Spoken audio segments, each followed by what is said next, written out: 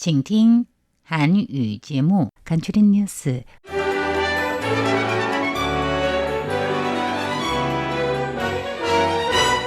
(7월 9일) 수요일 간추린 뉴스 헤드라인입니다. 한광 41호 연습이 오늘부터 실시됩니다. 이 법원은 오늘 사법원장 인사동의안 심사를 진행했습니다.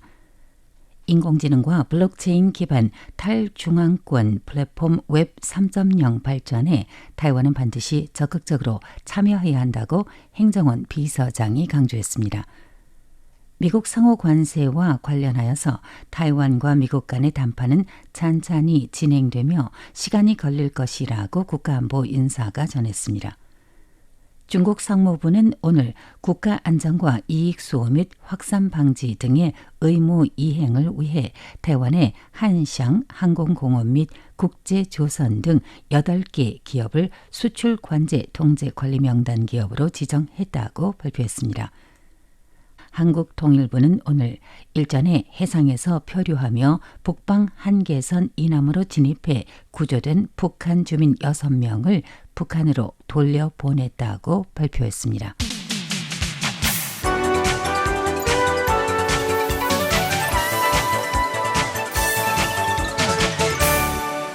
간추린 뉴스입니다.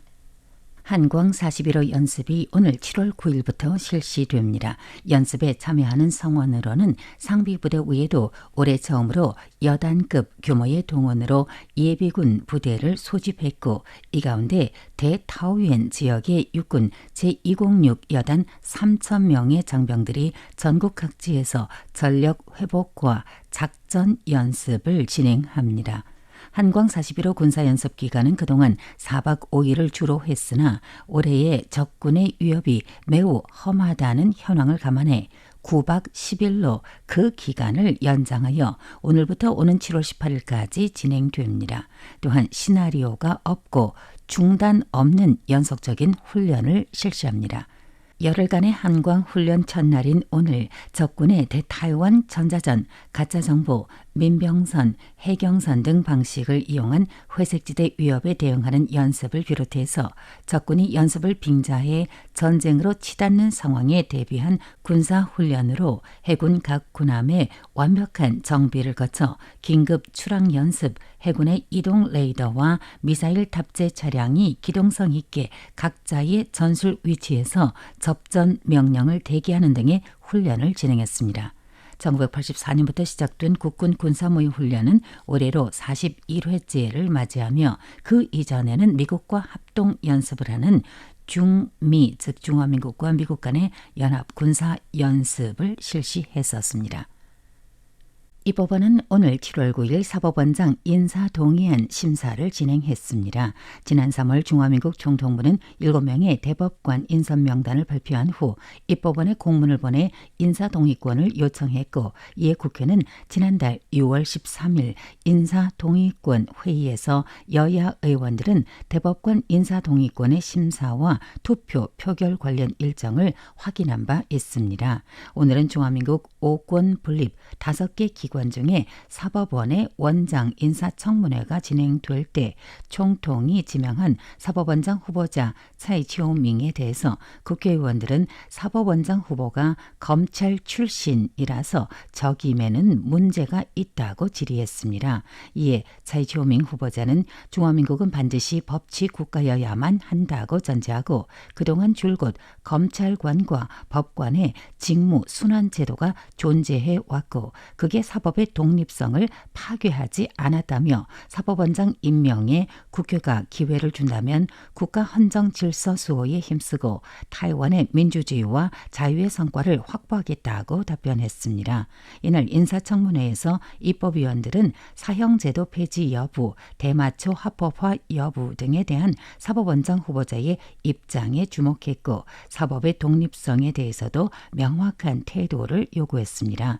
이에 차이치오밍은 자신은 사형제도 폐지를 찬성하지 않으며 대마초 합법화를 반대한다며 사법원은 총통의 사법국이 될 수 없으므로 헌법 법정은 독립적인 심판 공간을 유지해 나갈 수 있다고 답변했습니다.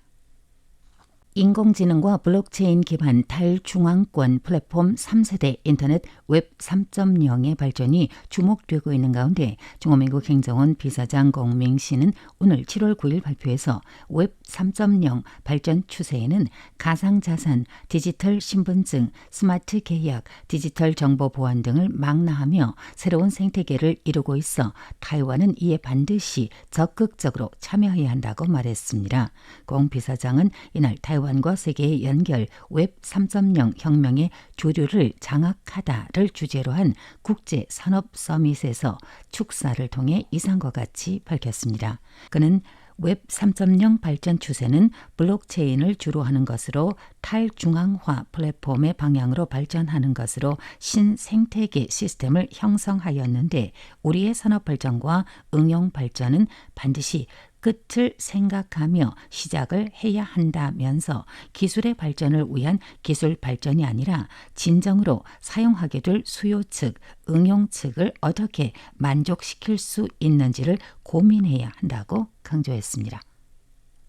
도널드 트럼프 대통령이 1차적으로 오는 8월 1일에 발효할 14개 국가에 대한 상호 관세 세율을 선포했으나 이에 타이완이 포함되지 않았습니다. 이와 관련하여서 익명의 국가안보인사는 오늘 7월 9일 라징더 총통은 매일 타이완, 미국 관세 관련 브리핑을 받고 있으며 양국 관세 담판이 좌초했다는 설에 대해서는 부인했습니다. 지난 4월 초순 트럼프 대통령이 직접 나서서 대회 선포한 상호 관세에 타이완의 32%의 세율을 적용했던 바 있으나 곧바로 90일간의 유예 기간을 두는 동안 10%의 상호 관세 세율을 실시하면서 여러 국가들과 담판을 진행했었습니다. 현재까지 상호 관세와 관련해 미국과 담판을 마친 국가들은 영국과 베트남이며 7월 8일 새로운 상호 관세 세율을 발표한 14개 대상국은 한국, 일본, 말레이시아, 카자흐스탄 등의 25%, 남아공의 30%, 라오스와 미얀마의 40%이며 오는 8월 1일부터 실시됩니다. 이들 14개 국가는 담판 과정이 상대적으로 수월하지 않았다고 이 국가안전인사는 덧붙였습니다. 그러면서 타이완은 한국이나 일본처럼 담판에서 자동차 항목이 포함되지 않아 미국 측과 담판을 추진해 나가는 카운터파트로 비교적 찬찬히 진행하게 될 것이고 그래서 관세 담판 과정이 좀 더 시간을 요할 것이라고 밝혔습니다.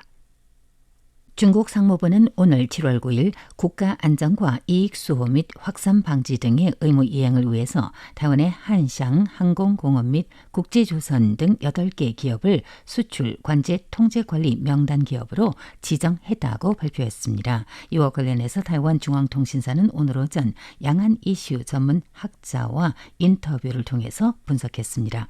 타이완 싱크탱크 자문위원 우서즈는 중앙사와의 인터뷰에서 민진당 정부는 국방의 회복력과 자주 국방을 매우 중요시하며 이를 국가 안전의 주축으로 삼고 추진하고 있는데 중국의 시각에서 볼 때 이를 반대할 것이고 그래서 상대적인 대책으로 타이완을 징계한다는 의미를 담았을 것이다 라고 분석했습니다. 그러면서 타이완의 다수의 국방산업의 생산망과 산업기업의 조직 등은 기본적으로 중국과의 연결이 아주 약하거나 심지어 별로 연결이 되어 있지도 않기에 타이완의 발전에는 별다른 영향은 없을 것이라고 내다봤습니다.